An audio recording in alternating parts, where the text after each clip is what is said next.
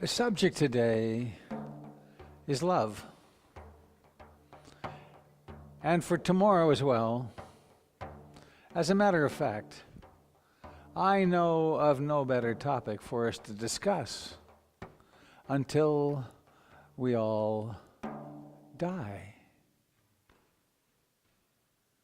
Hafiz.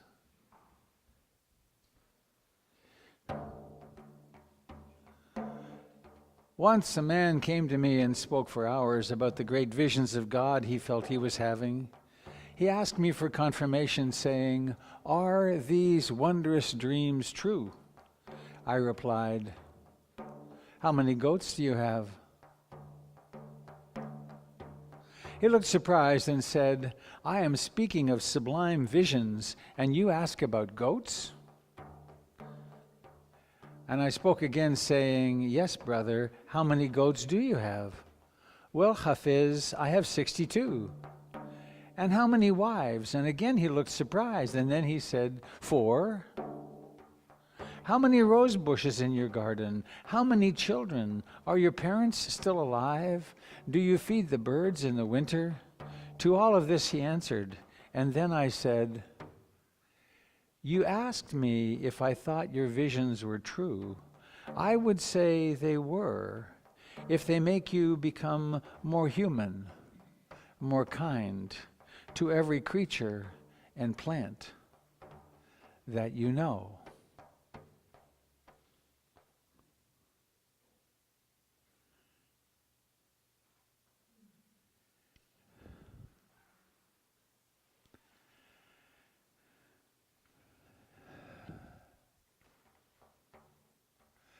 It happens all the time in heaven. And someday it will begin to happen again on earth.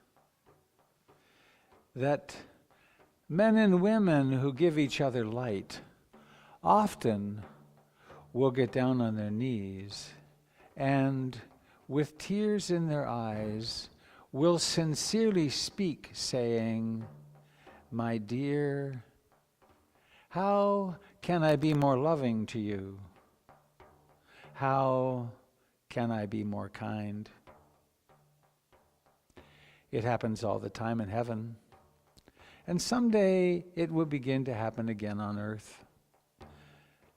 That men and women who give each other light often will get down on their knees and with tears in their eyes will sincerely speak, saying, "My dear, how can I be more loving to you?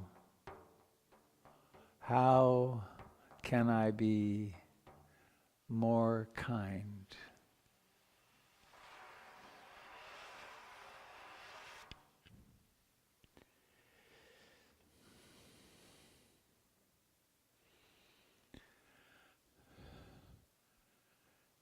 Please take a few moments, maybe 2 or 3 minutes, to find someone to your left or your right and speak to them of some act of kindness that you have manifested in the last week or two toward yourself or toward someone else. Doesn't have to be Nobel Prize style kindness, just a kindness. So let's do that. Take a moment.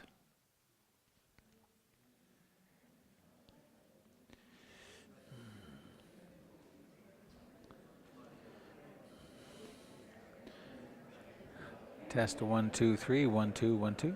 Okay.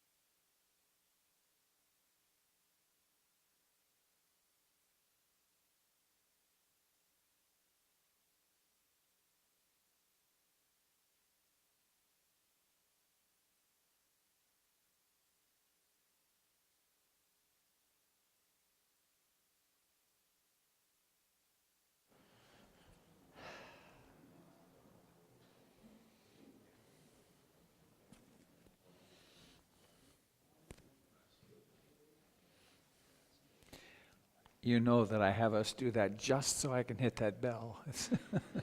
It's totally self-serving. The control, that's just the power of it. Well, welcome. Let's do nothing together for a while.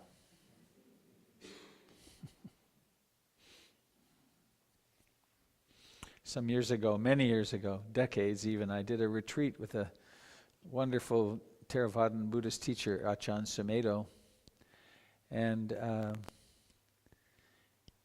after he went through the refuge and the precepts and about noble silence, and he said, we're going to be together for 10 days, and we're not going to have any fun at all. And just smiled from ear to ear. So for the next little while, let's not even try to have fun. Let's just stop and be who we are and what we are at this moment. So there are some strategies or practices taught by the Buddha that are very helpful. Stop, sit. Let your eyes be closed or downcast. Bring awareness into the present moment. One way to do that very efficiently is to come home to your body.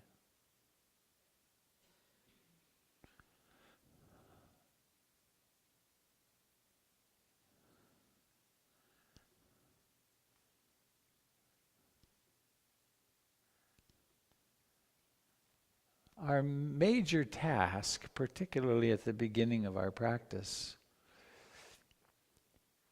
is to wake up from the trance of everyday life, to wake up from the constant thinking and planning and analyzing and being lost in the fantasies of the past and the future.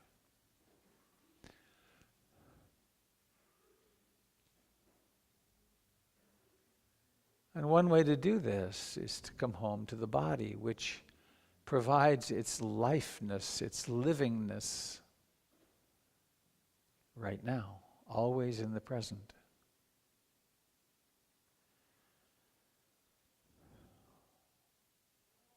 And so you can notice where your body touches the chair, the cushion, the floor, where there are sensations generated by the clothing touching the body.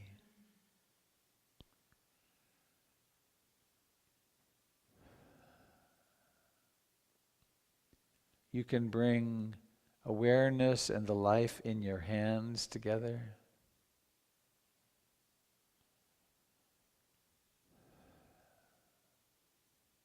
Awareness and the life in your face.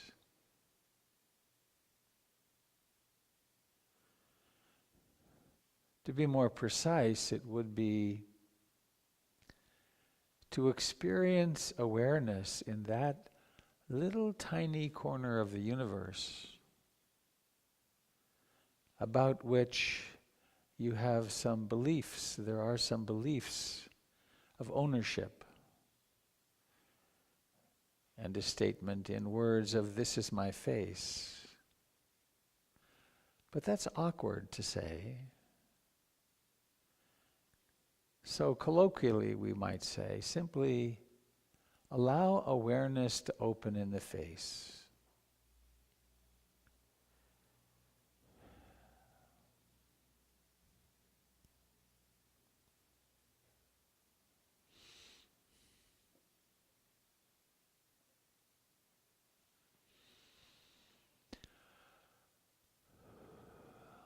And then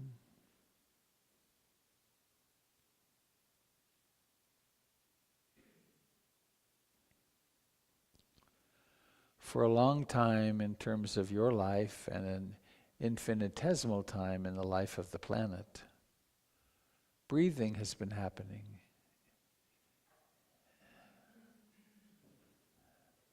These elements that you've borrowed from the earth for a little while to have a vehicle to travel around in require oxygen.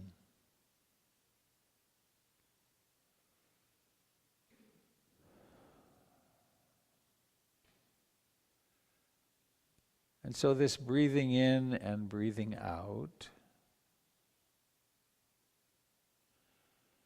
is a marvelous place to come home to.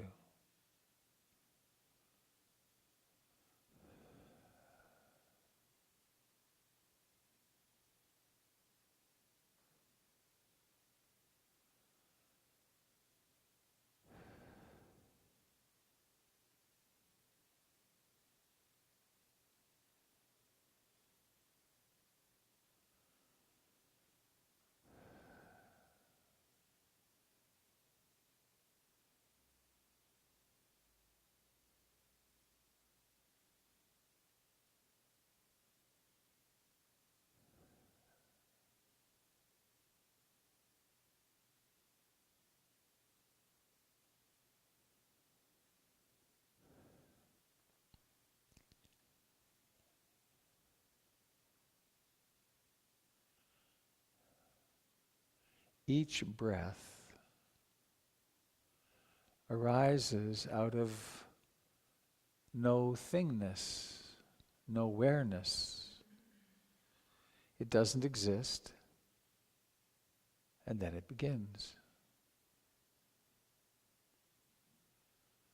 How close to that beginning can awareness arise?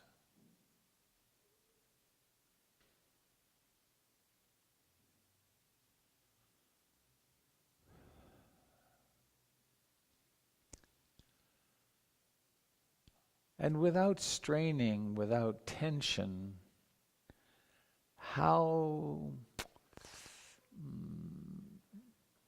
closely can awareness be with the breathing, the experience, the sensations of breathing in the body, where the actual sensations occur, not an imagination.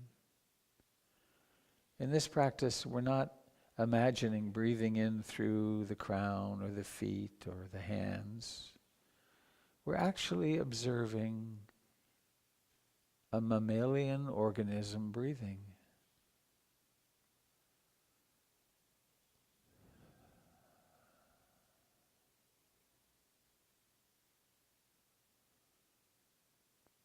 So how closely can awareness be with the sensations of expanding the chest and abdomen to fullness and then declining and then disappearing?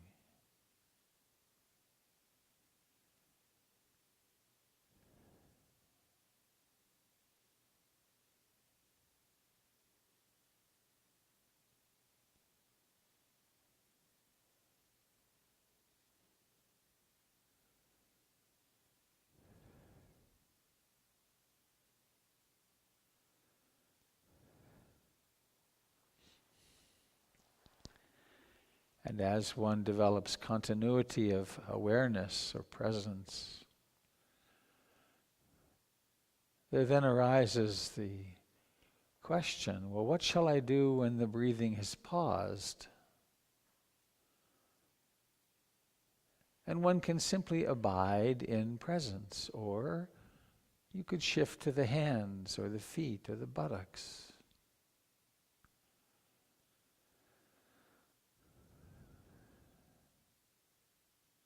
You could simply know awareness is here.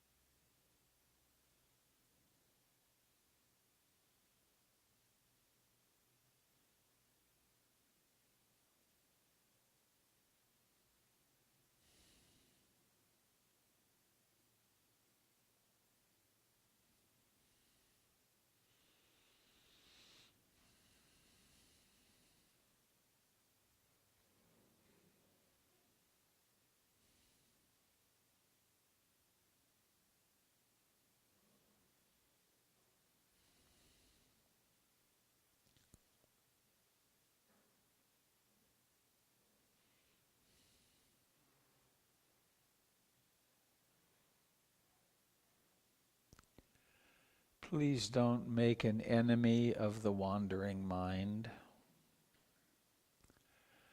That's like making an enemy of the weather.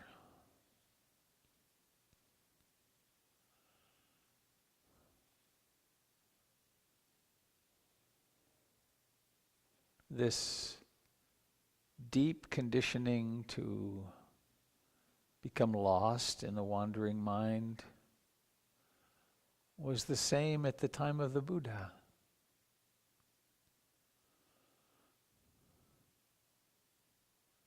And among the strategies that have come down to us, one is recognizing the wandering mind for what it is, often categorizable as sense desire, wanting something, or aversion or disliking, wanting something not, or restlessness and agitation, worry, or sloth and torpor, dullness, or doubt, despair, dispiritedness. And if we add to those 5 great categories, emotions, then we can objectify, we can cultivate a mind which sees worry and restlessness, or sense desire, or hatred, or aversion, as interesting phenomena of the world. And we can become natural historians, watching, observing. How does the world manifest as anxiety or as sleepy dullness? And for our research to be valid, our first contact with these hindrances, phenomena, doesn't have anything to do with changing them. It has to do with accepting them.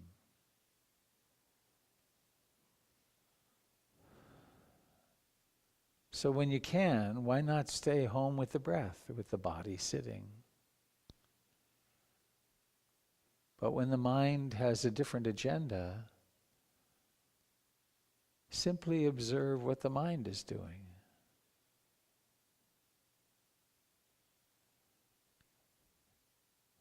The teaching in impermanence is always blazing at us, no matter where we are attending.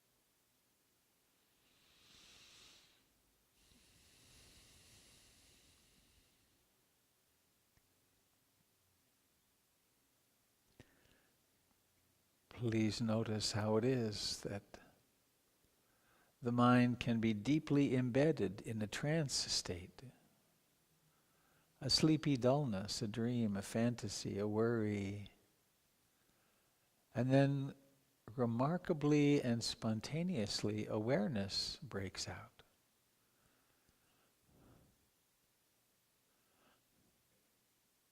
Can those thoughts of the past and future coexist with awareness? Can the trance state coexist with awareness? Find that out for yourself. Don't believe anybody.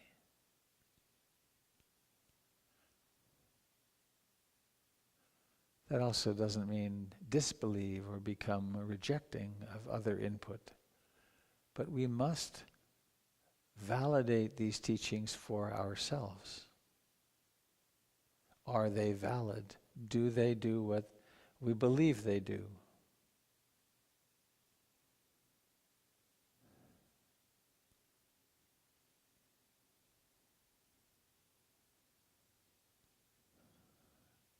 Coming home to breathing, to the body touching the chair, to the mysterious aliveness.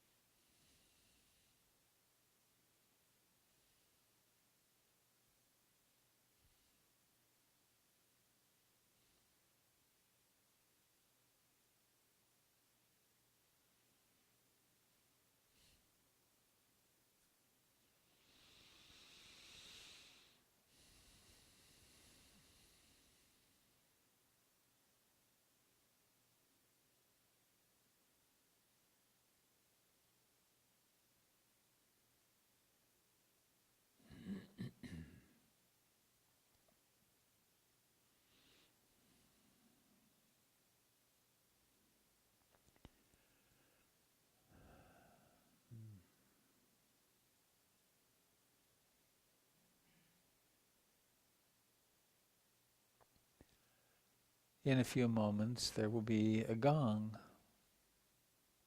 It doesn't mean meditation's over.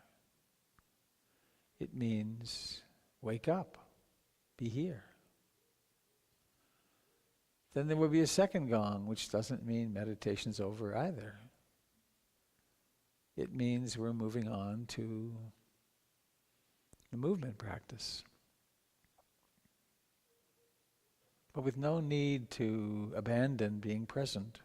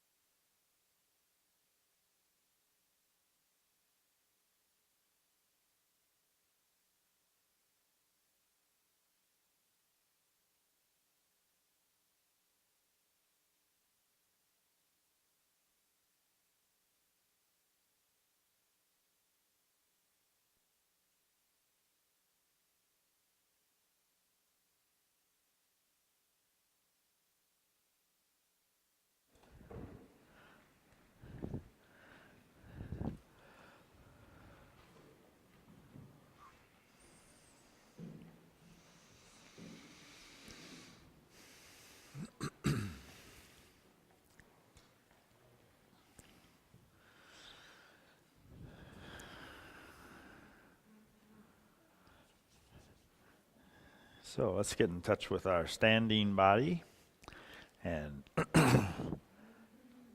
how it connects with the floor. And then just, I don't know if this will work. I guess it will. Just drop the chin and go over to one shoulder and come back, and just being mindful of the sensations in the neck, in the jaw, and the shoulders.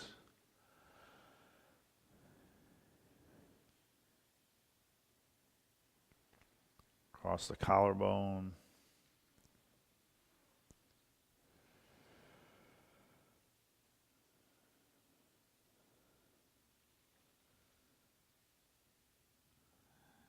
And come back to the center and just lift the chin and sink.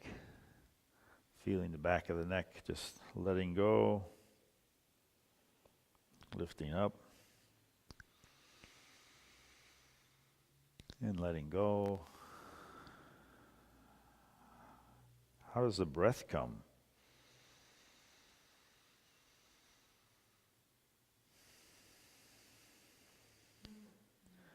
So there's a Qigong exercise for the neck. We put our hands on our hips and we turn the lantern on the pole. So think of your head as the lantern, and the lantern shines over to one side and then slowly turns on the pole of the spine. The spine stays still, but the lantern shines over to one side and then comes back. And with our hands on our hips, there's kind of a neutral position in the shoulders and collarbone, and everything can let loose as we turn. Don't force it, but just see how far you can stretch gently. Try to stay awake. And then put your hands on the back of the small of your back, and feel the shoulder blades come together, and continue to turn. And notice how different that feels. When the shoulder blades are pulled in, then the front of the rib cage opens up, and so the turning has a different set of sensations. It's just a slow stretch.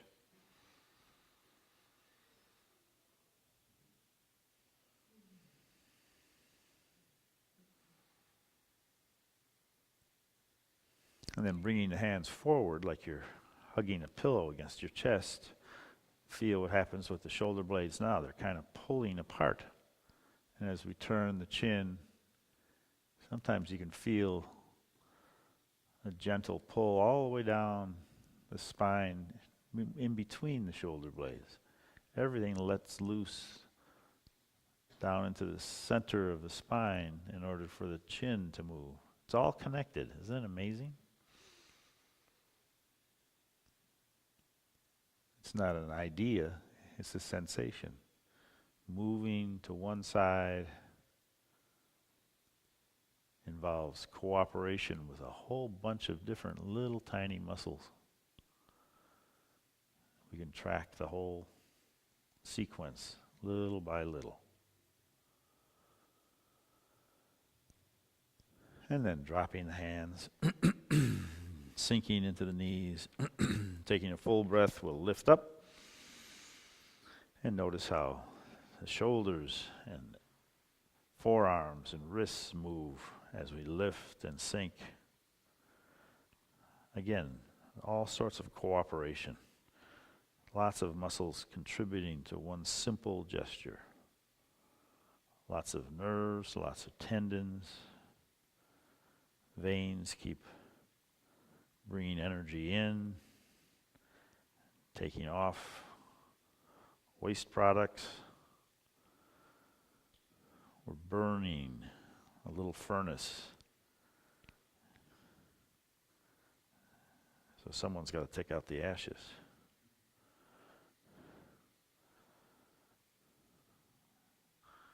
You probably don't have a memory of a coal furnace like I do.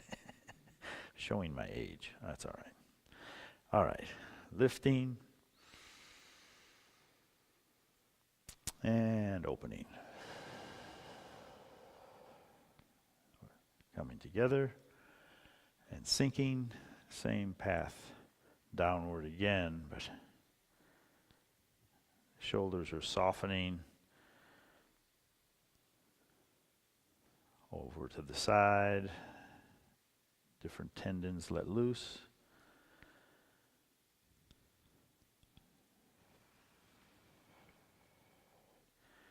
Perhaps we're breathing a little deeper now.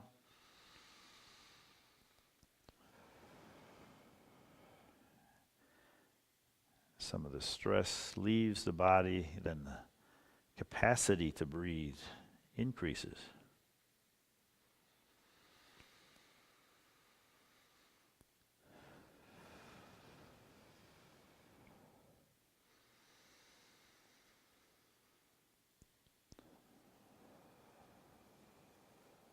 And if we reach overhead, stretch a different set of tendons and muscles. Paint a rainbow.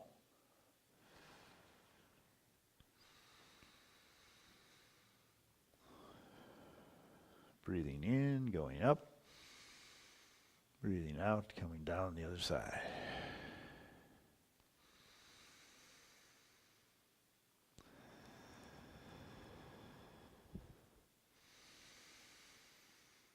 New energy in, releasing what we don't need. And there's no grasping on what we've just taken in. It's easy to let go.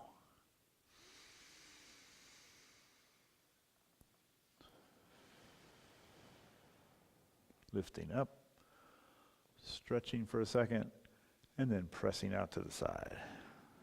Again, it's easy to let go. There's no clinging to this. Breath is mine. I'm going to keep it.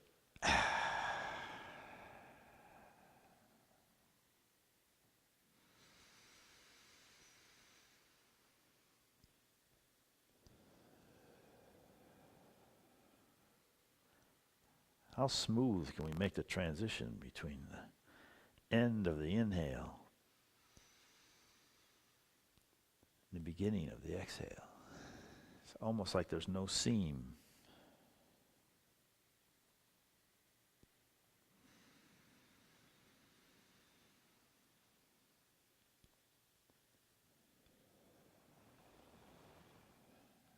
And as the hands reach the lowest part of the arc, we turn the hips, lift the palms up, breathing in.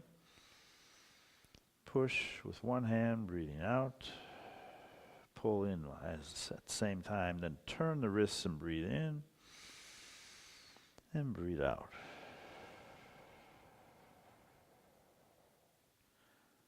And watch the transitions. How smooth can we make the transition from the in-breath to the out-breath?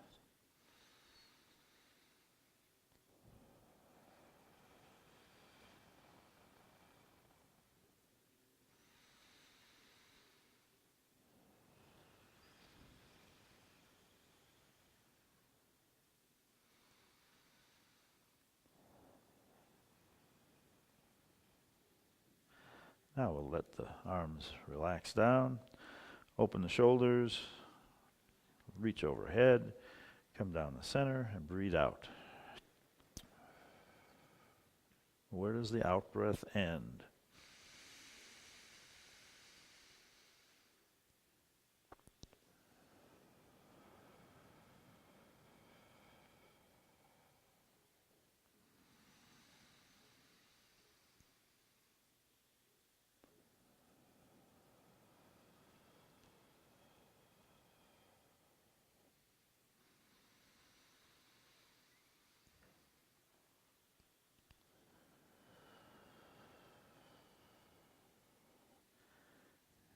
And then we'll lift across, paying attention again, transitions. Breathing in, breathing out, feeling the weight come to the center. Breathing in, the weight shifts. How smooth can we move the weight left and right?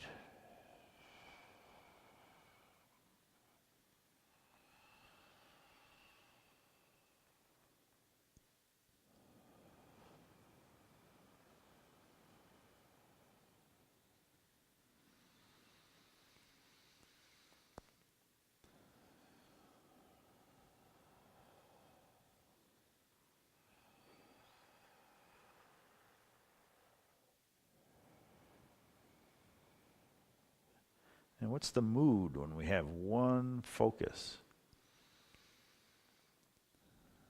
Turning and lifting, shifting the weight.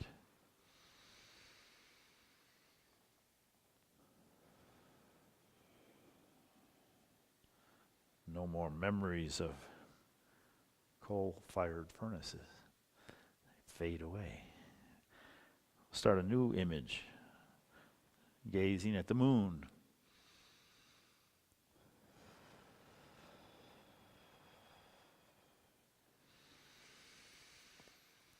Breathing out as we lower the arms, the weight shifts.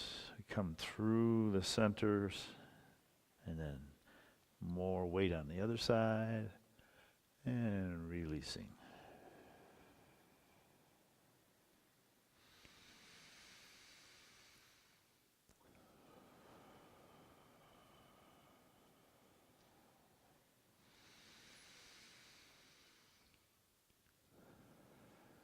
What's the mood when the lung capacity increases again?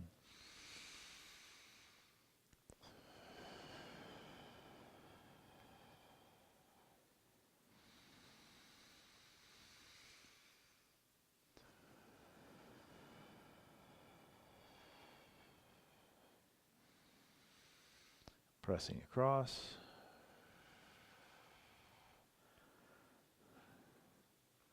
Breathe in as the arm comes up.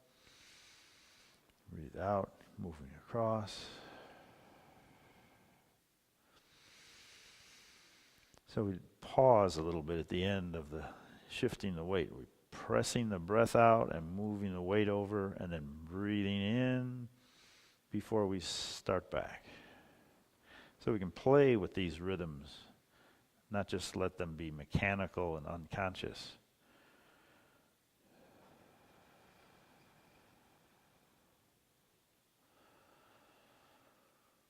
Letting the awareness catch up with the movement.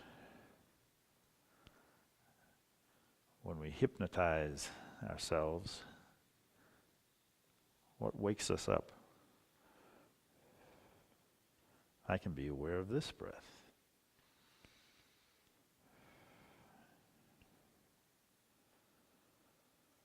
All right, reaching across, start a new gesture. Looking at the palm, letting the palm face the earth.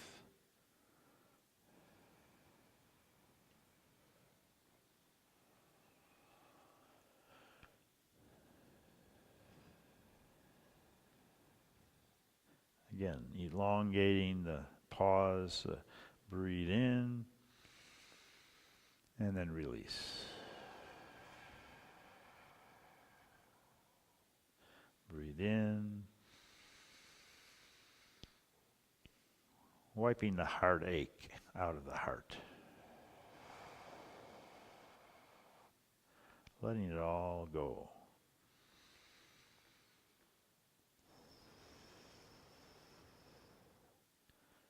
Every loss we grieve makes room for new blessings.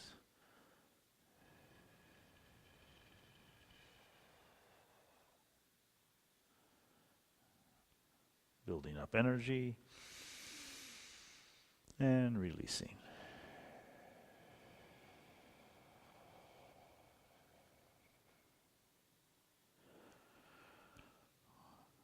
Now the question is, where's Kate? We can do a few more before the next step. I don't know if Robert gave me more time or if he went back and had a snack.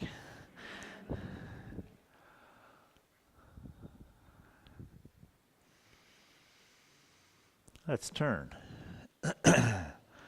Sink, splash in the sea.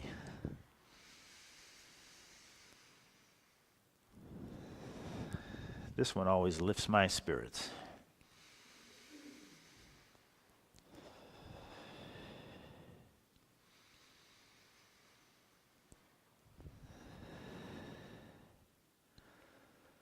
And turn back, ride the waves.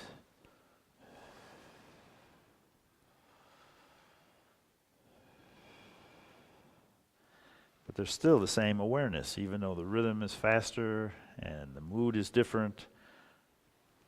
We're turning, shuffling, pressing, withdrawing, all in a different rhythm, a different state of consciousness, but the awareness is, how is it different?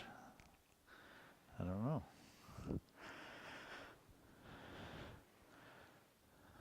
Turn, open the arms, turning the wrists.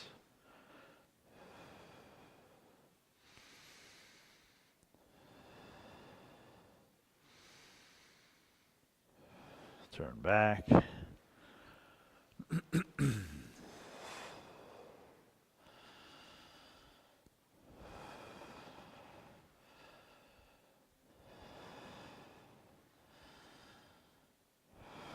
And coming back to the center, we'll just stand for a second. Feel the river of sensation after we've been breathing deeper and moving quicker. More vitality in this standing body.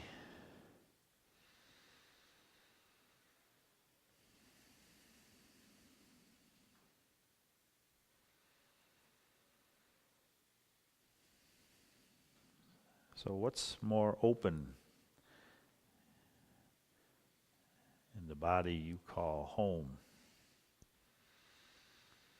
What's still holding? What's still tense? What's the rhythm of the breath? We'll sink and open our arms.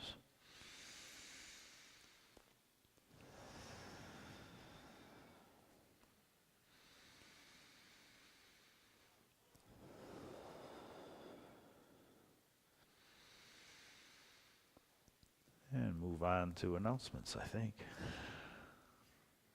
Thank you very much.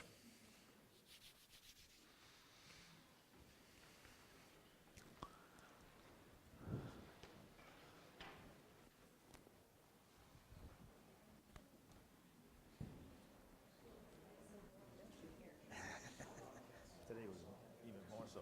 I don't know, Robert gave me 20 minutes instead of 15, so I just went with it. Got him going. All right.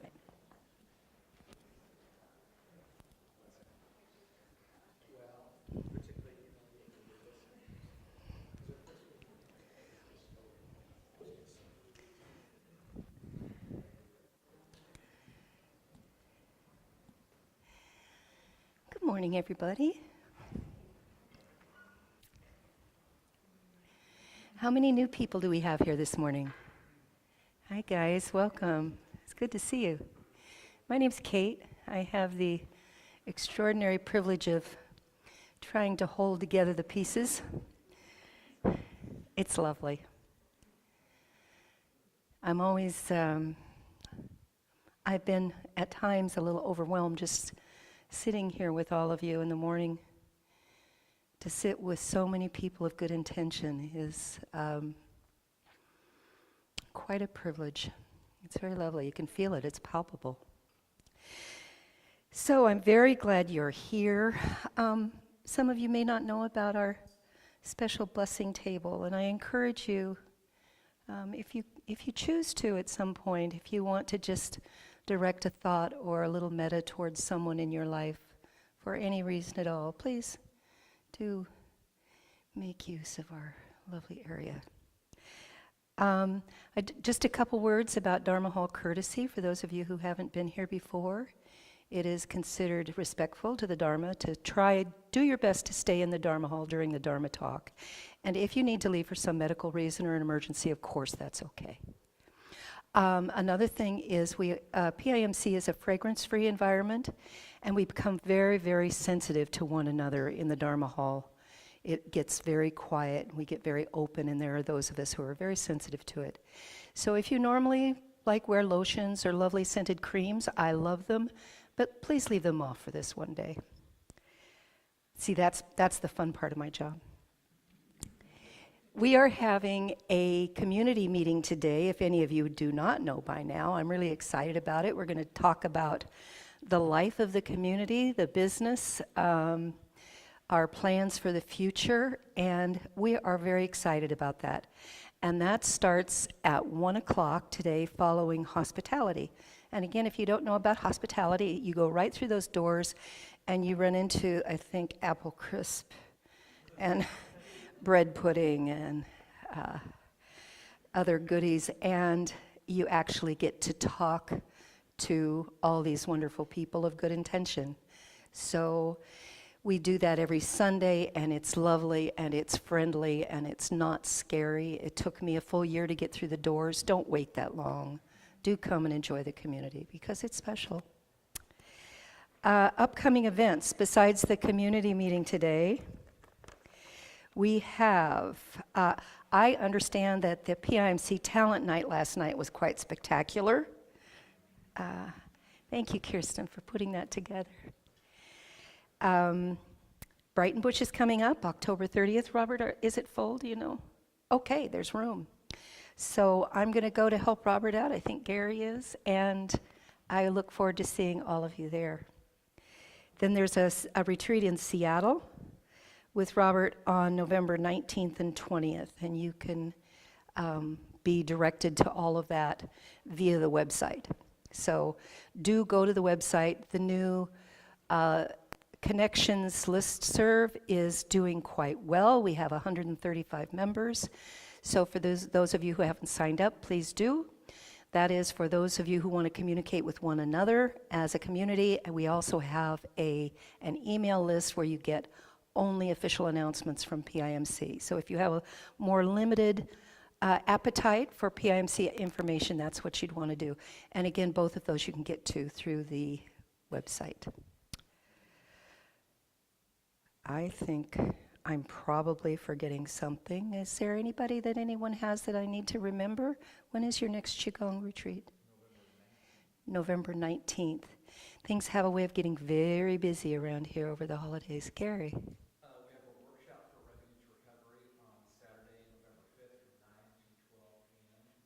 Refuge recovery is a Buddhist-based recovery program for all addictions. And of course, addiction is suffering. So if you're addicted to anger or Teletubbies or not just drugs and alcohol, but yeah, we're doing a workshop on a written workshop and a little mindful communication as well on called the first inventory process.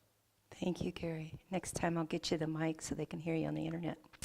Okay, I think that's about it. Welcome, everyone. I hope you'll stay for the community meeting.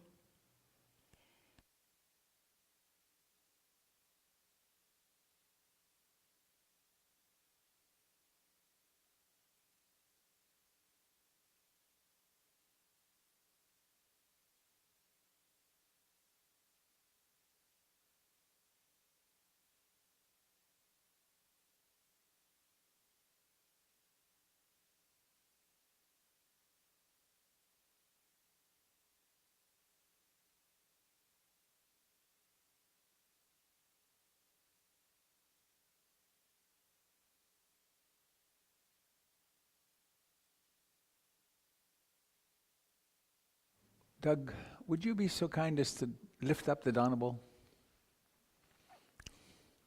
Exhibit A. Thank you. That's a Burmese monk's bowl, which was my bowl 1979 when I managed to get into Burma for a week. And my teacher, Tangpulu Sayadaw, sent it with me, which is a very odd thing, very unusual. And I don't know, was he prescient? Who knows? Who knows about such things? But whatever the case, it is a transformer. that turns your work, which manifests in the form of financial well-being, into Dharma. And so it's an opportunity to practice generosity in a very fundamental way, to help bring these teachings, to root them here in America more, and also to keep the doors open and the whole process happening here so that more people can come and practice. So you're welcome to enjoy, take great absolute delight with that process of letting go into the Dana bowl. So,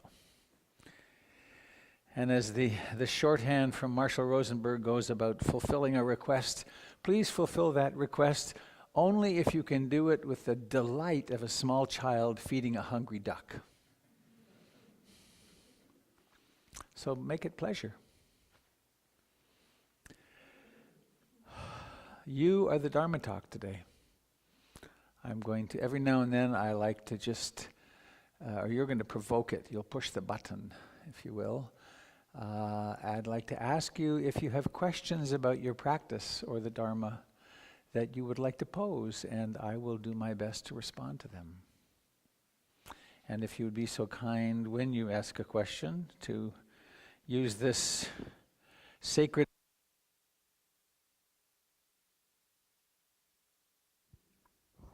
It's a little temperamental. There it is.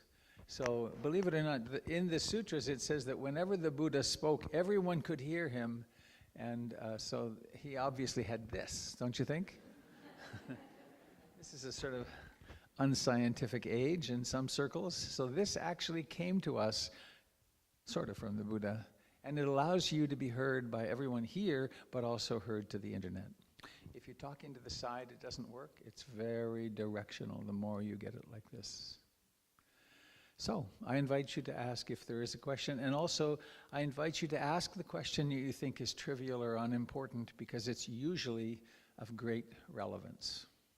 Almost always. So, it's yours, if you wish it.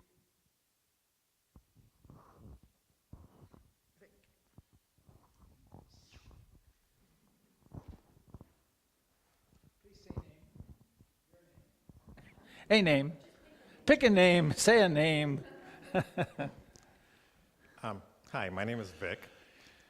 And Robert, I think you've talked about the importance of having a consistent practice, even if it's for a minute or 5 minutes.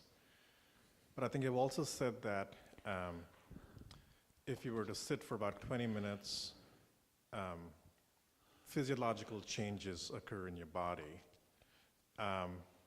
I remember that piece, but I don't remember anything more than that. And I've actually found that in practice that, 20-minute mark, there's something that happens. I don't know if you can expand on that a little bit more. Yeah.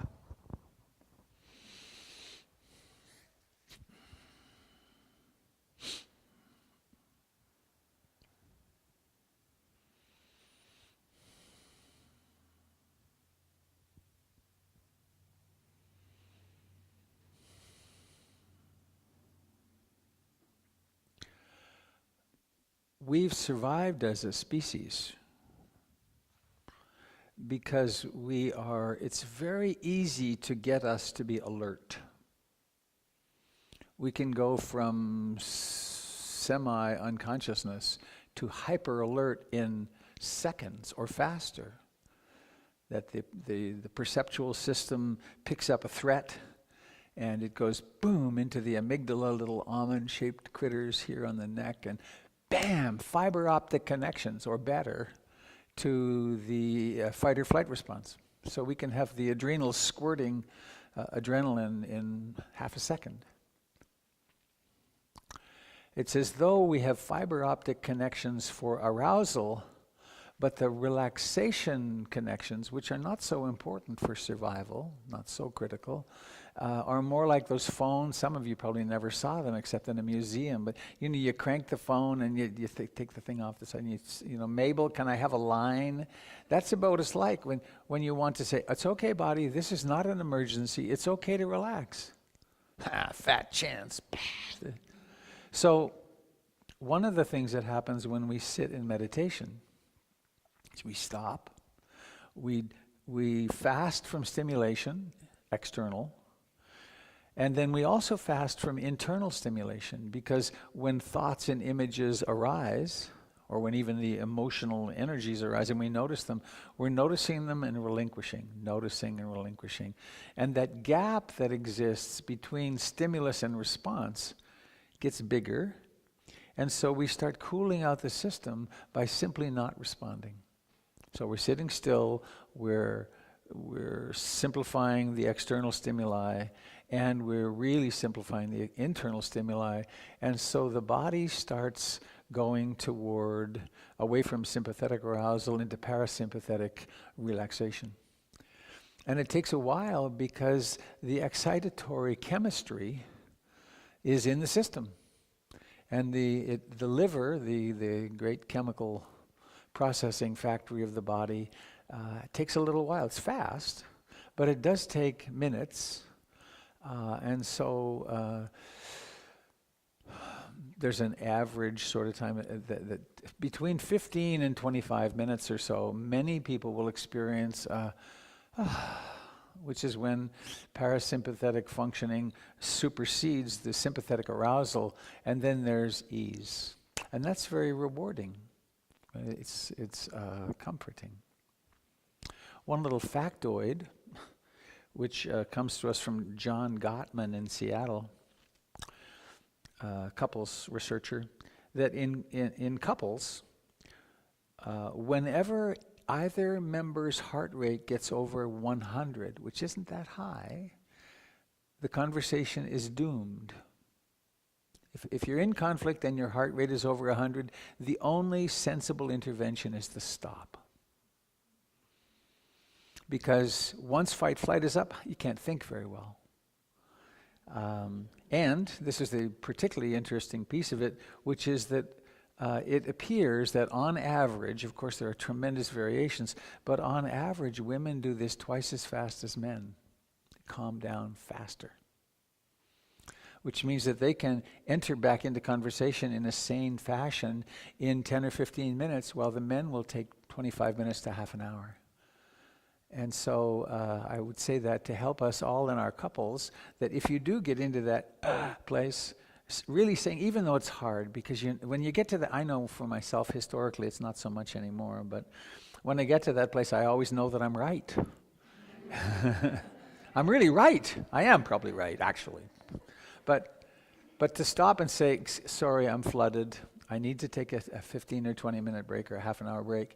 And for that to have in the couple to have it okay that we can do that in order to preserve sanity. Because if to continue to have conflict when one or both people are flooded it doesn't work. So is that any help? Takes a little while. However, that doesn't mean that the 1 second or 2 second plopping practice isn't of great importance, which is you're sitting at your desk and you remember and you just go, and let down. And we can accelerate the pace of relaxation. We can get to be really fast at it by contrast with before we started meditating. That's why one of the great applications of insight meditation, mindfulness, is in the medical realm around with mindfulness-based stress reduction. Because it has it's a giant intervention. And to notice that, these are thoughts, they're not me, or this is an emotion, this is not me, and that little bit of distance, I guess it's not so little, it's a giant distance really, that separation of identification allows the body to move into healing. And it heals naturally, it wants to heal, but if we keep it jazzed up all the time, it doesn't have much opportunity for that. So is that what you were thinking of? I might also share my not so secret, I always introduce it as my secret technique for establishing a practice, which is that you go to your meditation spot. First you make a spot, and then you go to and it can be very simple, like one corner of the couch, or it can be elaborate with an altar and incense and bells and so on. Holy pictures, sculpture, flowers. But you go to that spot and then you sit down and you reflect on, why do I want to do this? Why do I want to meditate? And then maybe write it down. Why is it that I want to do this? So to use the cognitive functioning and planning function well. And then make a vow, which is a spiritual vow, that you're going to go there every day with no excuses for the next month, for at least 1 minute. And you get a calendar and you put it there, and when it's time, and I mean, for many or most people, the morning is the best time, because it's kind of like brushing your mind before you go out. It's like you brush your teeth before you go out. Let me brush my mind. And so then you go to your spot, whether you want to or not. And that's a very interesting thing, because someday, some morning or whenever it is, during that month, there will come a mind state in which it's like, I don't want to do this. I hate this. Why did I make that vow? This is really stupid. I don't believe it. And you take that mind to the meditation seat, and then you observe that mind for 1 minute. And then you ask yourself, what is it about this mind which is so unbearable? Why can't I just stay here and be attentive to my breath and observe this? Because this is real too. But if you do your minute, you've fulfilled your spiritual vow. And then see what happens at the end of 30 days. See what that's done. And then when you get to the end of your minute, if you'd like, you could sign up for more. You could extend. It's an open-ended lease on the spot. Maybe then do 5 minutes or 10 minutes or 20 minutes. Or my wish for you, my prayer for you, is that by a year from now, your meditation will be so comforting and comfortable that you'll want at least an hour a day. And you'll make an hour a day. Not to meditate, but to meditate. Imagine having an hour a day when you really don't have to do anything. Imagine that. You know, we put it off. We think, oh, I'm going to have this great vacation, and then I'm going to be able to relax, and then we stay so busy during the vacation, we're exhausted when we get home. This is having a real vacation every day. A profound meditation. Vacation. Let me ask, how many of you were here last Sunday? So a bunch. Well, let me speak about that a little bit.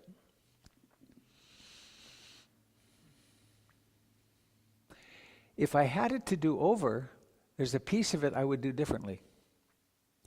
And that is the overt ritual part. Because I got some feedback that at least a person or two said, duh, where was the ritual? And then another person or two said, hey, wait, did I just do something I didn't want to do? And some things in between. So,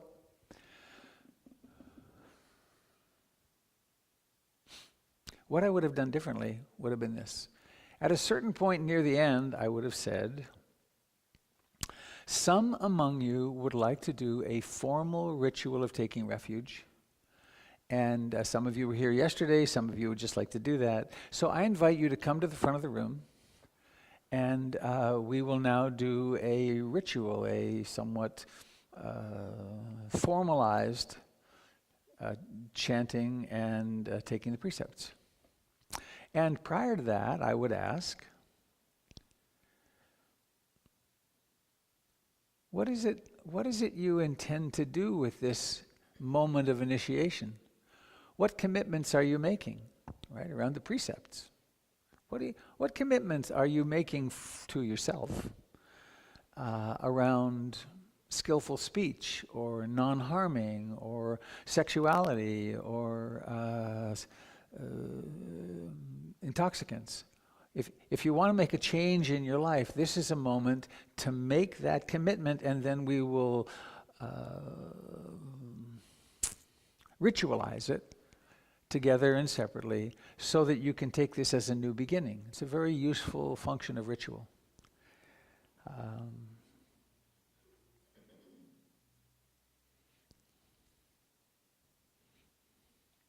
And in reflecting upon it afterwards, when I heard the feedback, it was very interesting to me because I realized there were a couple of unconscious things happening for me. One of them was that when it came to the point to do the ceremony, I was aware that there were people here who had never been before. And if you stay for the meeting, I'm going to do a little talk about PIMC as an experiment in American Buddhism. And we've really left behind a lot of the ritualism and a lot of the, well, maybe that's enough. A lot of the ritual, the special outfits and that are part of Buddhism in Asia.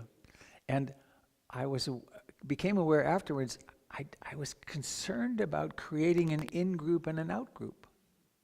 It's like, now those are the people who've taken refuge. Are they more members? Are they more participant than me because I don't want to do that? And that was unconscious on my part. If I'd been conscious of it, I could have finessed it, I'm sure. And there's a place for ritual, and for some people, it's really, really important. There's a place, some people really want and need to become formally a Buddhist. There are others who really don't want to do that, but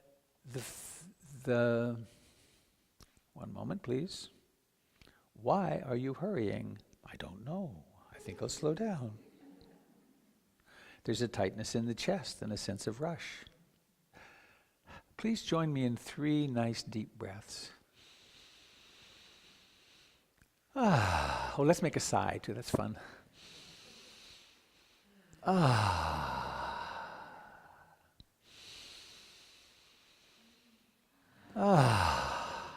Whew.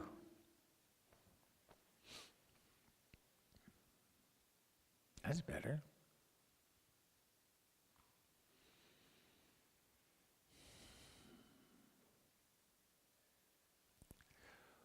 What I did speak about in depth, particularly on the Saturday, was that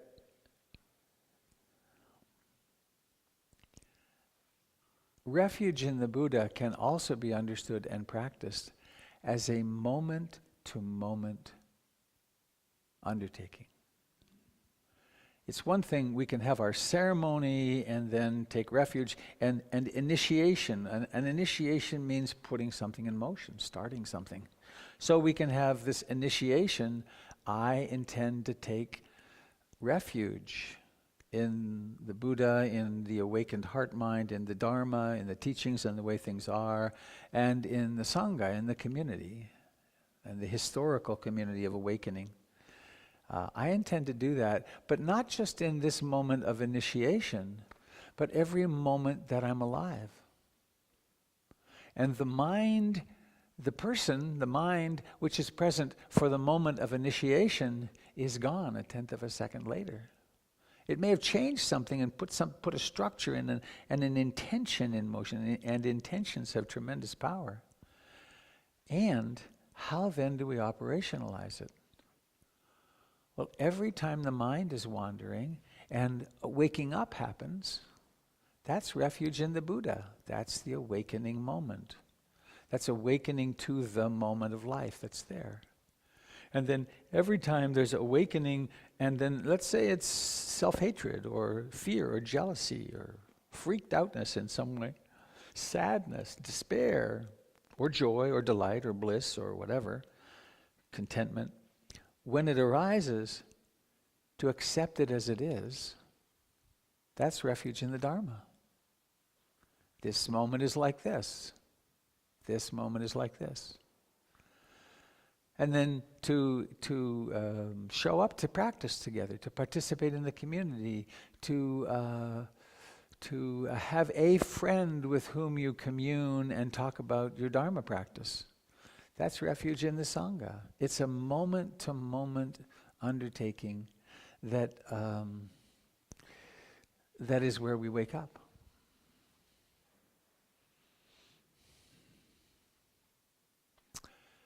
So I think that's what I wanted to say, and I'm sorry to anyone who was disappointed, and I do accept responsibility for that. It was an error. I missed an important piece of it.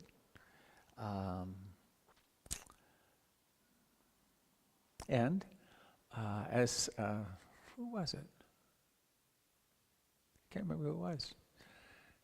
Anyway, the essence of it is, if you were disappointed, I would invite you to look at what was the cause of your disappointment. What expectation did you have that resulted in this wasn't what I wanted?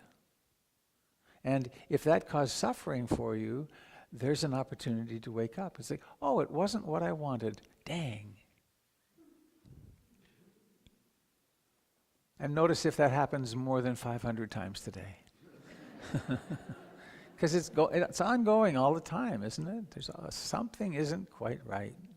As Ruth Dennison put it so beautifully, darling, there's always a leak in the canoe.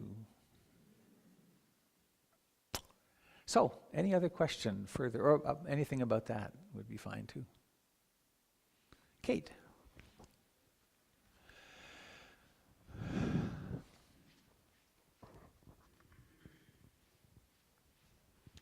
I have two things. One, I wanted to express my love and respect for you, Robert.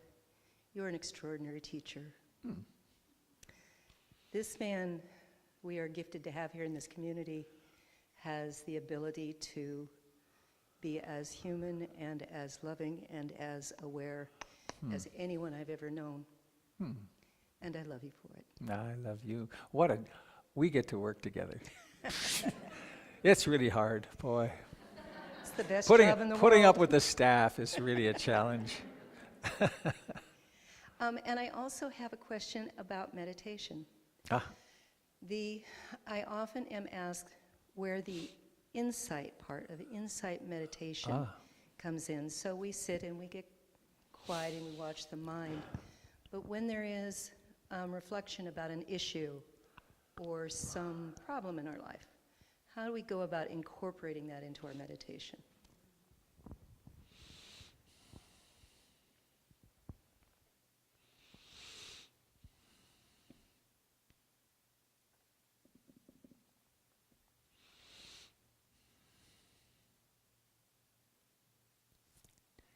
See if I can find this very quickly.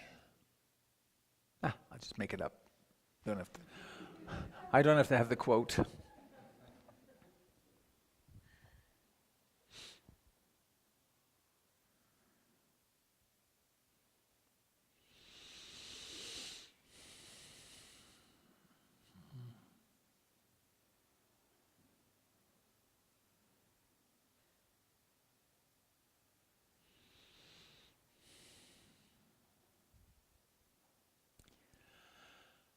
Insight, turning inward. In some circles, there's a lot made of the third eye. And I've come to understand that to mean that the third eye is the inward eye.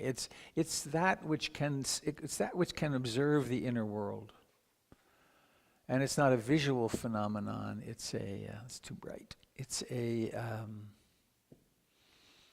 presence capacity. So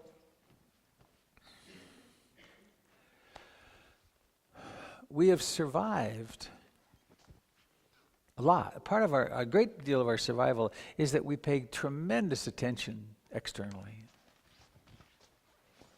And we are wired for sensitive details. One little thing I like to point out. As you're observing me speaking, it probably appears, until I say this, as though my voice is coming from my mouth. It's not. It's coming from up there. How come you don't notice? It's because our predators did not come from up. They came from around here. Notice this. If you let your eyes close for a sec.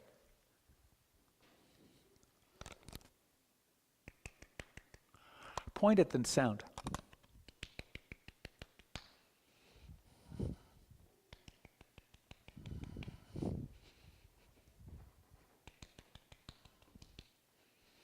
That's pretty precise, isn't it? Our predators came from our level, and so we have two ears that receive the sound at different nanoseconds, and we can point within a degree or two. But they didn't come from up and down. Not so much, anyway. So we pay a lot of attention externally, and we have the great distractor, these things which keep us paying attention externally, and there's a lot of belief about how happiness comes from consuming from the external. So when it comes to insight, who takes the time to turn in and become a student of what's happening internally? In the West, we have Western psychology, which is a baby, right? Western psychology is, when was Freud? 115 years. Freud and Jung discovered the unconscious 115 years ago. And Buddhist psychology is 2,800 years old, 2,700 years old, very sophisticated. In fact, from where I sit, Western psychology is a subsystem. It's very crucially useful for us, and a great contribution to the world. But Buddhist psychology goes all the way. It goes to full awakening, and Western psychology has mostly to do with having a well-functioning self. So it's unfortunate that we use the word insight for Western psychology and for the Buddhist psychology, that we think we get them conflated as though they were the same thing. And so it's really useful to learn about our psychological patterns and how when she says this in this tone of voice, you know how it is when your partner says, honey, we need to talk.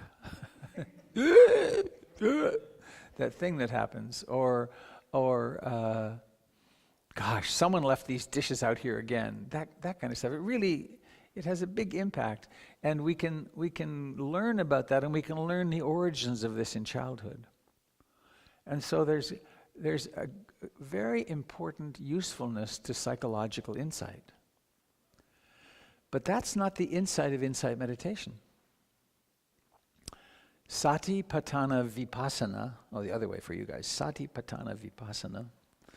Sati means awakeness, awareness, mindfulness, the knowing capacity that we have. Patthana means gathering together, staying nearby, being stable, something like that. And Vipassana is this really elegant word, which means perceiving reality as it actually is, seeing things as they really are.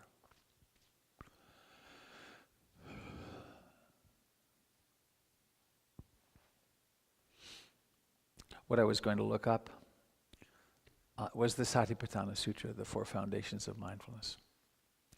And I highly encourage you to read that, study that.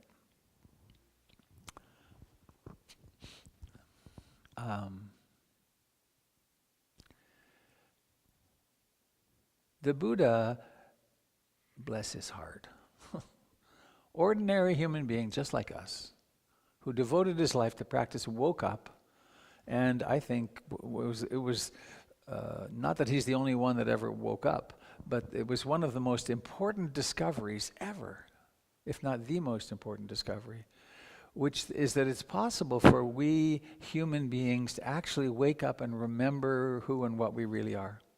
It doesn't have to happen after death. It happens in life and transforms us in our lives. So in the Satipatthana Sutra, there's this study, pay attention to, become an incredible researcher of the body, the Vedana, the feelings, the pleasant, unpleasant, and neutral experiences that happen when the body contacts its sense objects, and then mental formations, all the complex stuff that happens in the mind, the psychological factors, the stories of your childhood, the stories, the trance states that we get caught in, and then the mental factors, including the 5 hindrances, the 7 enlightenment factors, and so on. Basically, and they're called gocharas. These are the 4 pastures of abiding. So if you want to understand who and what you are, and you want to do it systematically, why not develop a mind which is awake, mindful, and concentrated, and then take that extraordinary research device, observing device, and then study. Oh, here's the body. Here's pleasant, unpleasant, indeterminate, Vedana. Here's mental formations, and here's all these phenomena. We could also add consciousness itself in. And then there's it starts off with take yourself to a quiet place, sit comfortably upright, and then hurrying. Habit. It's such a habit. If I'm hurrying, the primary message that I'm giving, aside from the content, is there isn't enough time. It's creating a fantasy of time that there isn't enough of. And it creates, therefore, anxiety. So, mindfulness of in-breathing and out-breathing. Mindfulness of in-breathing and out-breathing in the context of the whole body. Mindfulness of in-breathing and out-breathing while calming the body and calming the mind. And then it goes on from there into the 32 parts of the body. Before that, the body dressing itself, the body going to the toilet, the body showering, the body putting on its clothes, the body driving the car, paying attention to the body in all of its activities. So, and then it goes on systematically through the 4 pastures. Pay attention to this. Pay attention when restlessness is up, or pay attention when fear is up. Pay attention when you're lost in one of the psychological emotional stories. Notice. And then there's this part called the refrain, which for most of my Dharma practice life, I just ignored because it was so repetitive. After every introduction of a new practice, it was this. And it's this that makes it insight meditation. When practicing in-breathing and out-breathing, when practicing driving the car, when practicing chopping carrots mindfully, when practicing having conversation on the phone mindfully, observing origination factors and dissolution factors, and observing both origination and dissolution factors. What is that about? Observing how, and I did this in the guided meditation, observing how the breath, this breath, comes out of nowhere. It doesn't exist. And then it's gone. Observing the origination factors and dissolution factors. Let's do hearing for a moment.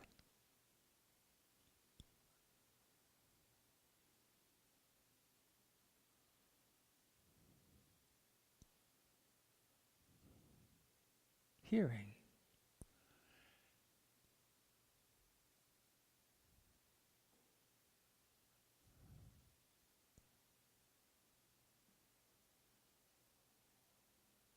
Hearing. Hearing while observing origination factors and dissolution factors. And then observing breathing again. Origination factors, observing the arising of breathing, the falling of the chest and abdomen, the dissolution of breathing, and the end of breathing. And what we do is we tend to create a fantasy of someone, I'm breathing, so therefore the breath is kind of like a subsystem of that. But as we get more and more attentive, we discover that this truth of things arising and disappearing is true about the body, feelings, mental formations, and mental phenomena. In fact, it's true with every aspect of ourselves that we study. And so my teacher, Matt Flickstein, with whom I worked for some years, put it really beautifully about the 4 gocharas We study the four pastures, the four foundations of mindfulness, and we become very articulate about them, both in maybe capacity to think of them cognitively, to create a map of them, but even more importantly, to experience them firsthand, directly as phenomena. We do that in order to discover that we are not any of them. We're studying this phenomenon, a human being, which we are not. Because it's always at the most microscopic level, beyond microscopic. The nanosecond, what's the word? The nanosecond moment, everything is coming into being and disappearing, which of course modern physics supports, right? It's just, it's scintillating. So the insight, and one more piece, in the refrain, there's beginning and ending, and then beginning and ending internally, observing breathing internally, oneself, and then observing breathing externally. One can surreptitiously observe another person, or if you have a Dharma buddy, it's very interesting to sit and observe each other's breathing. In fact, let me just lay this out because it's so fun. Maybe we should do it someday here. I did this first with Stephen Levine at Breitenbush 30 years ago. One member of a couple, or it doesn't need to be it can just be two people in a workshop. One person lies down and just rests. The other person sits near them but not touching them and paces their breath to the breath of the person who's lying down. It's called the ah breath. And so person breathes in and I breathe in with them. And then the moment they start to breathe out, I go, ah. Ah. And if your mind wanders, you miss the connection. And what happens is a remarkable degree of intimacy. Then you switch partners. It's a great couples practice to connect. And you're connecting at a non-verbal level. It's remarkably intimate. It's also something, back when I used to work in hospice, I did this with people who were dying. And it's a way, in some contexts, you wouldn't want to talk about meditation because it's not, it's seen as religious. But it's quite easy to say, would it be okay with you if I breathe along with you? And when you breathe out, I'll breathe out and I'll make a sound. And that you can be with someone who's breathing. And if they're breathing fast, you breathe every second time. But you breathe with them, and lo and behold, they have the sense this person is right here. It's a tremendous intimacy builder. So, breathing internally, externally. One can, and I do this sometimes with my little dog, Budo. Sometimes he turned 11 yesterday. Amazing. Sometimes I just sit and watch him breathe. He's asleep and I watch him breathe. And it brings up temporality, right? He's clearly getting older than he was.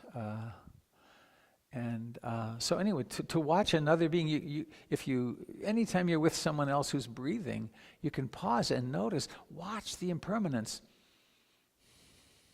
In the kids' room, they always do this at one time. Every Sunday morning, they do a breathing practice like this.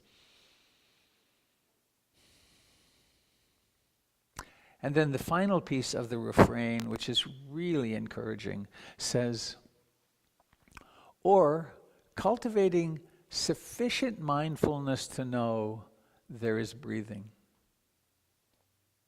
To just know there's breathing.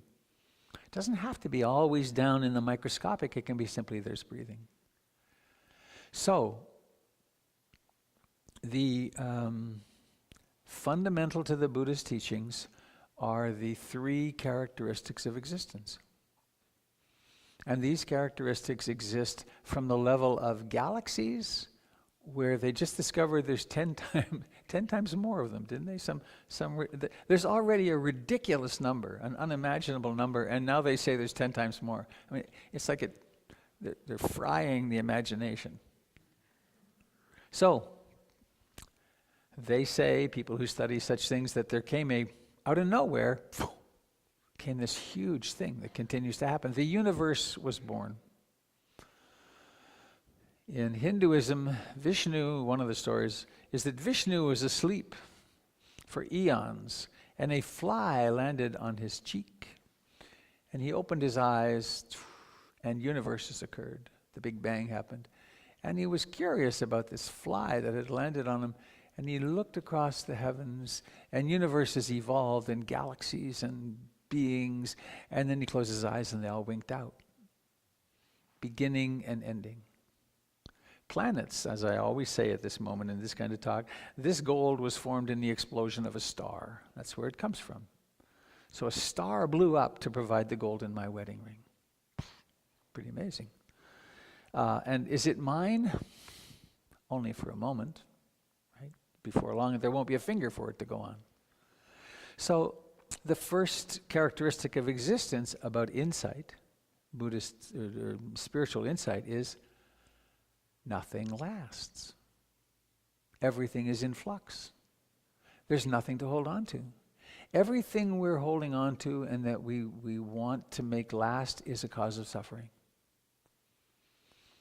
Right? Everything we think is permanent. Everything we're deluded about thinking is permanent. Every relationship ends in separation or death. Every object. Oh, I dropped my iPad in the hot tub. And it came back to life.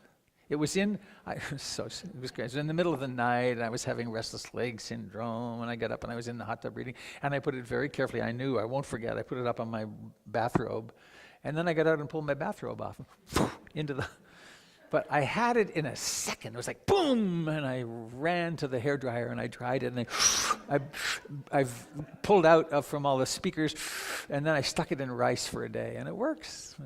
It rose from the dead. But even this, right, it'll be gone. So anicca, at the most micro level and the big level, and as we meditate, we become more and more attentive to the fact everything is just flashing into being and disappearing, including our most awful feelings, including our most delightful feelings. They're all anicca, impermanent. That's a central insight. And it's not knowing it cognitively, because we all know it cognitively.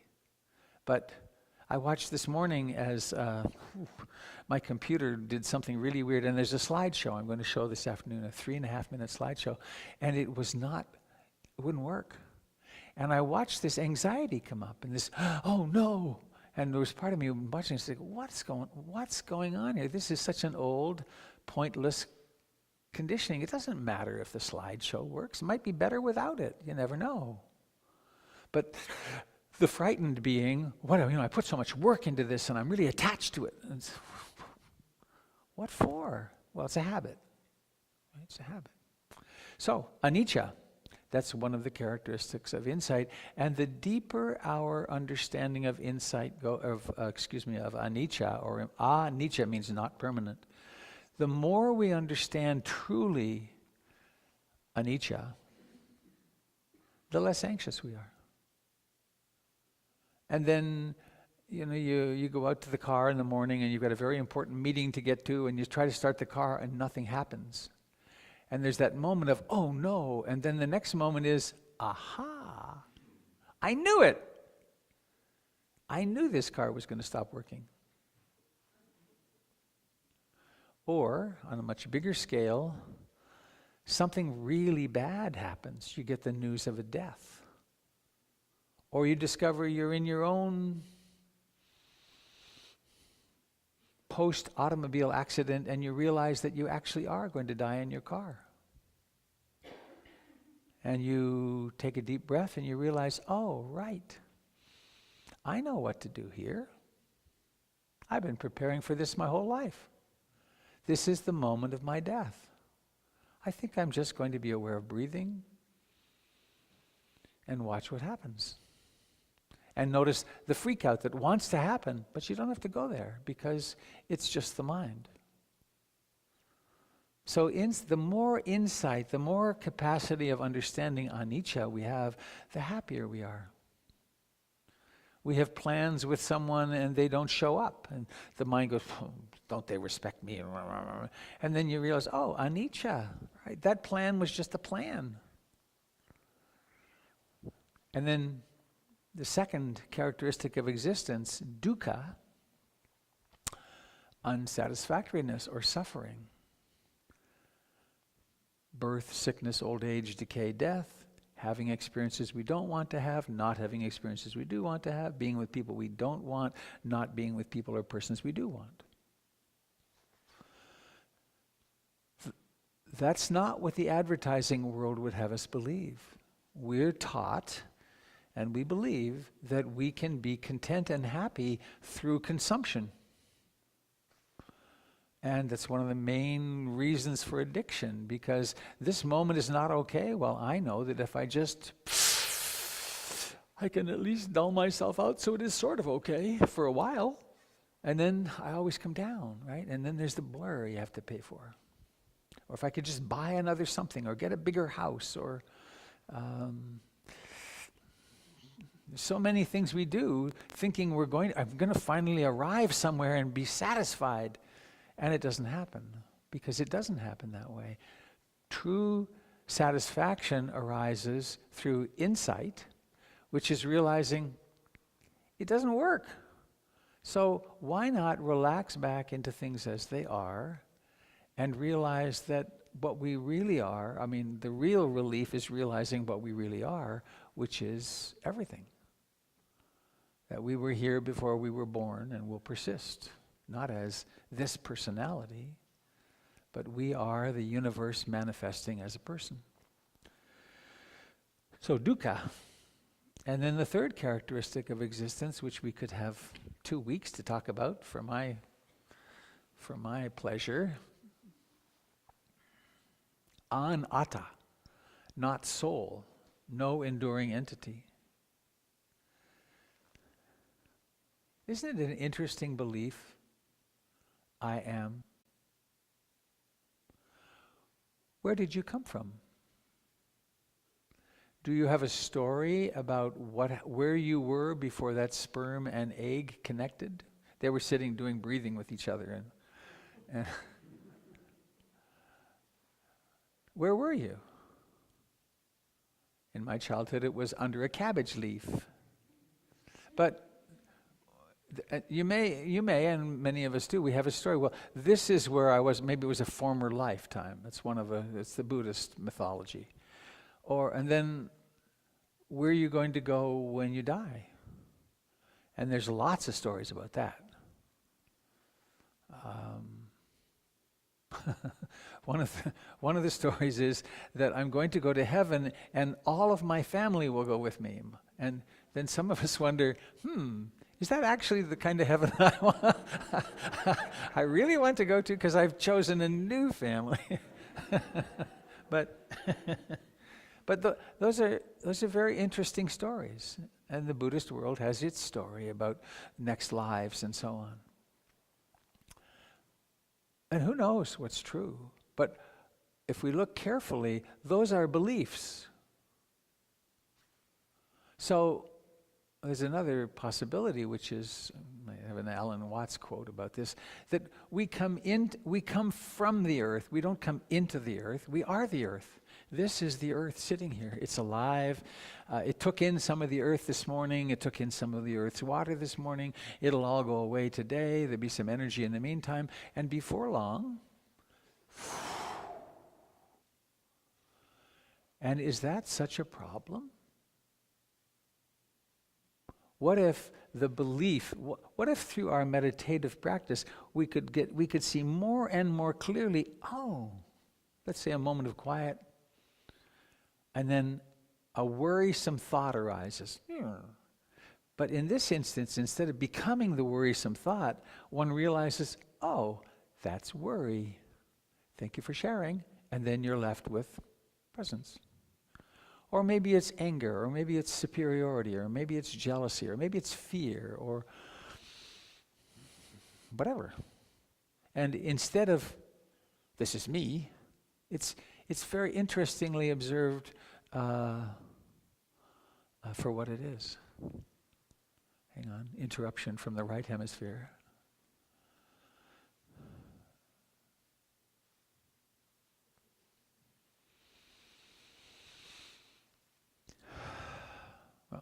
not coming.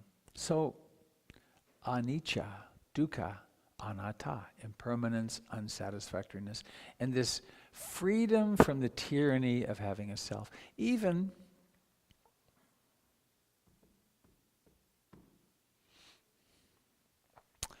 when we're depressed, to be able to go into meditation and realize, and depression is so powerful. Part of depression is that part of its story is that I've always been like this. This is the real me.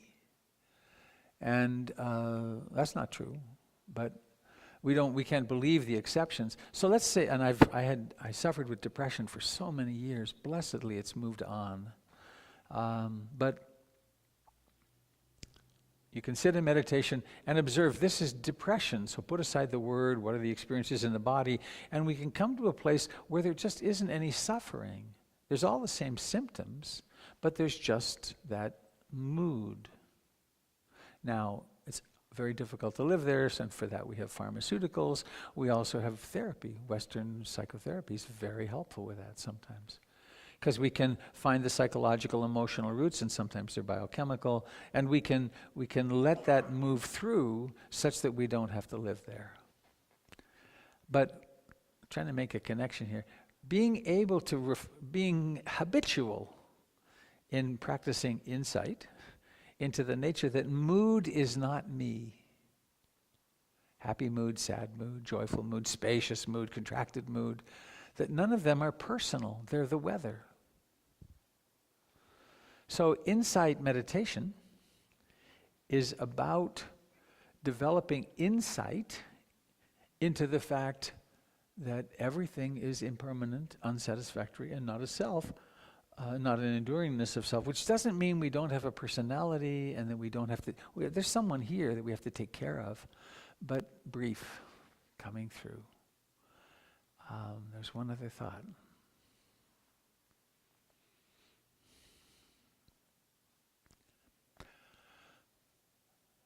Love arises naturally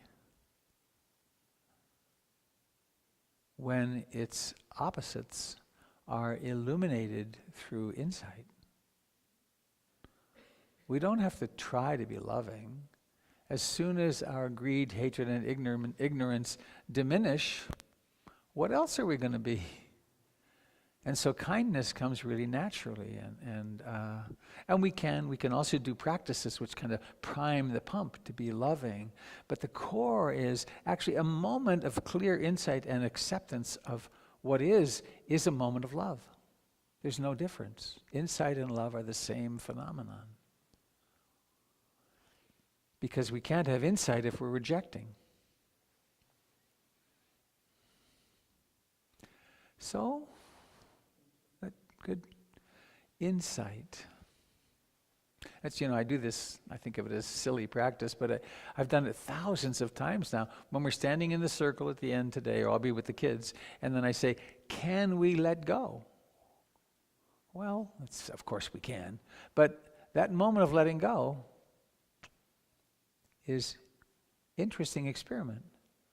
Oftentimes, it's always the case when I leave here to go on a trip, but oftentimes when I pull out of my parking spot out here, I wonder if this is the last time. And almost always when I say goodbye to Jennifer, the thought is there, I wonder if this is the last time. Because it could be, it will be. And it doesn't make it morbid, it makes it, those moments, again, John Gottman talks about the parting is really important. Take the time to part consciously.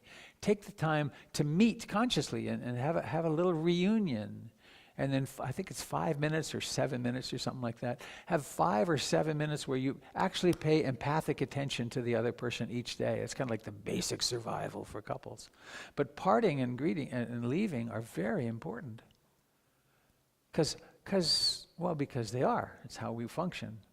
But this sense of this could be the last time we're together. The really big one could come today or tonight, and this building could disappear. Now we could We could terrify ourselves. If it frightens us, then let's turn toward that frightened. Because that's an unwillingness to accept, even in fantasy, anicca. But let's go beyond that in being willing to live with the reality, which is that every encounter we have is so utterly precious. I mean, I look around, I'm in this incredibly privileged position here to look around and see you. It's so delightful. So, thank you for the question, Kate. It's a very good opportunity to speak of these. These are the law, not because they were passed by Congress, but because they're the law of the land, of the galaxy. So, let us invite in. One quick announcement. I forgot to tell you folks, Doyle is here to do Dharma consultations today. So there's a sign-up sheet at the back of the room, and he will meet you in this little room over here. And let me twist your arm. If you're not planning to come to the community meeting, change your plans and come. Because this is your place, and you have a voice in it. So come and participate in the conversation and see what's happening. A ton is happening, let me tell you. All right. And the slideshow worked. Yes. All right, let's bring in the kids.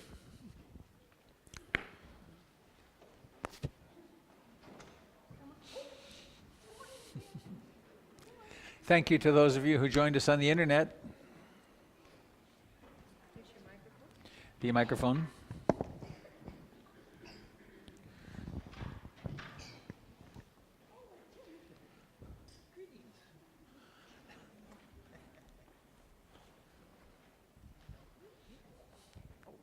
Oh, excuse me. Oh. I meant that. I know.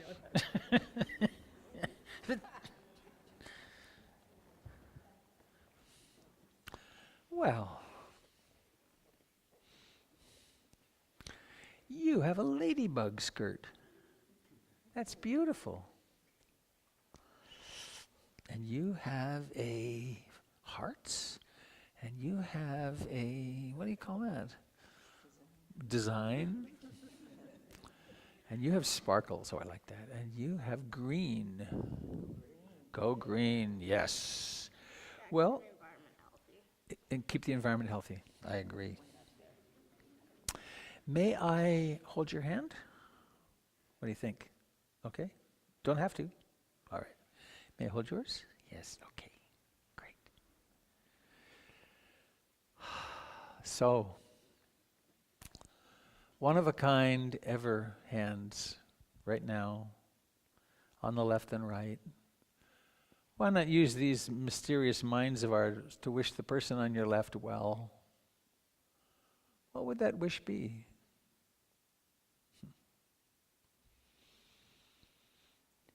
And then to the person on your right.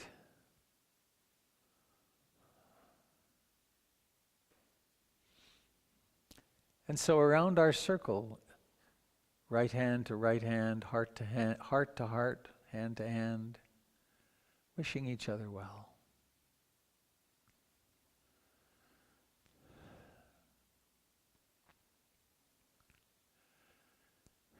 And I guess, we could just, why not take all beings on this planet who are suffering, some mightily.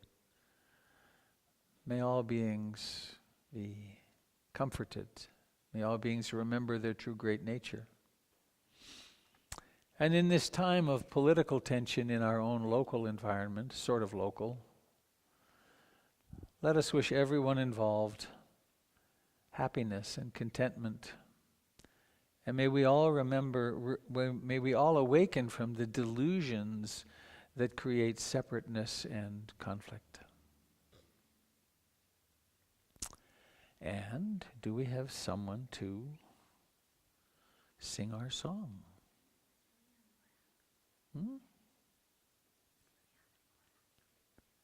What do you think? Both of you? Are you both going to do it? Yeah? Why don't you come over here so you can be together with your friend? Okay, excellent. Test one. So here you are. Can you share the microphone? Can you get up there too, so you can get close? Oh, here, sit on this. Jump up. The choreography is complicated. Here we go. Yay! All right, that'll get you closer. Now, get close to the microphone, both of you. Put your mouth over here. Here we go. Ready? 1, 2, 3. May all beings be May all all beings be happy. Sadhu, sadhu, sadhu. Whoa, thank you. That was lovely.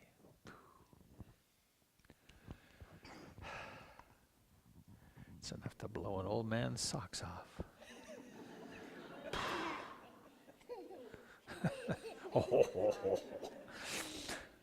You guys are so beautiful.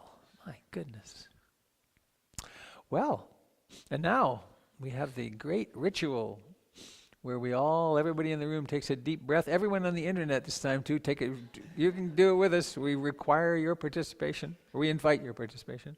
So on the count, we're going to blow out the candle. You better get up. You can't reach it from there. 1. Oh, not yet. Whoa, wait a minute. Whoa, hold your horses. Let that out. 1, 2, 3, blow. Yes! Whoa. Hey, we did it. It took teamwork, but we did it. So, please, safe journeys. I look forward to seeing you again. And do join us this afternoon if you can. And there's coffee, tea, and goodies. Thank you for joining us, Internet folks.